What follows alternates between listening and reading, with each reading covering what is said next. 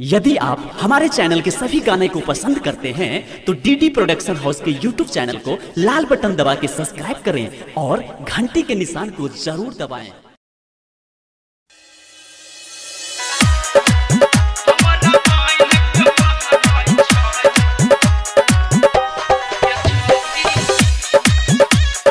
Presented by DD production house.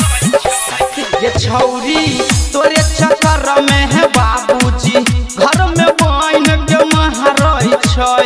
ये छौरी तोरे चक्कर में है बाबूजी घर में बन के महारई छै।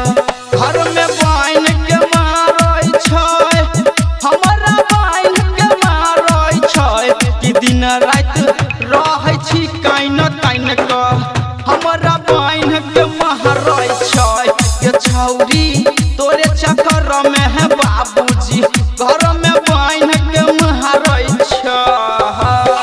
DJ Sumit Satish, DJ Sumit Satish, DJ Sumit Satish. Presented by DD production house Sakri. कि जब से दिलियो तोरा दिल हमर जियल भेलहि मुश्किल। ये छौरी हमर जियल भेलहि मुश्किल। कि जब से दिलियो तोरा दिल हमर जियल भेलहि मुश्किल। ये छौरी हमर जियल भेलहि मुश्किल। कि गलती भ गेलै जब जनक हमरा बन के मारै छै। ये छौरी तोरे चक्कर में है बाबूजी घर में बन के मारै छै। DJ Sumit Satish, DJ Sumit Satish, DJ Sumit Satish. Presented by DD production house सकरी।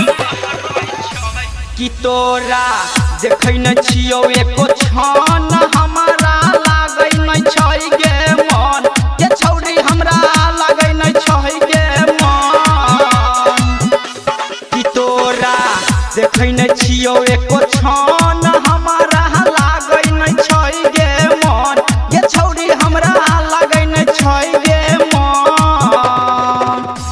तो घर में रहै छी काइन काइन के हमरा बन के मारै छै। ये छौरी तोरे चक्कर में है बाबूजी घर में बन के मारै छै।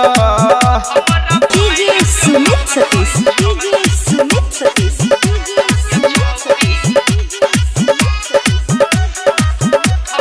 Presented by DD production house Sakri. कि कमलेश प्रिंस के लकई हाला मिलत देख लेलकौ तोहर भाई साला। मिलत देख लेलकौ तोहर भाई साला। कि कमलेश प्रिंस के लकई हाला मिलत देख लेलकौ तोहर भाई साला। मिलत देख लेलकौ तोहर भाई साला। कि महानोज भागलै फाइन फाइन का हमरा बन के मारै छै। ये छौरी तोरे चक्कर में है बाबूजी घर में बन के मारै छै।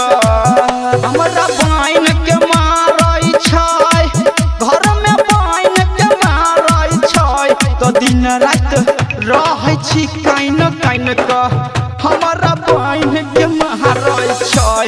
ये छौरी तोरे चक्कर में है बाबूजी घर में बन के मारै छै।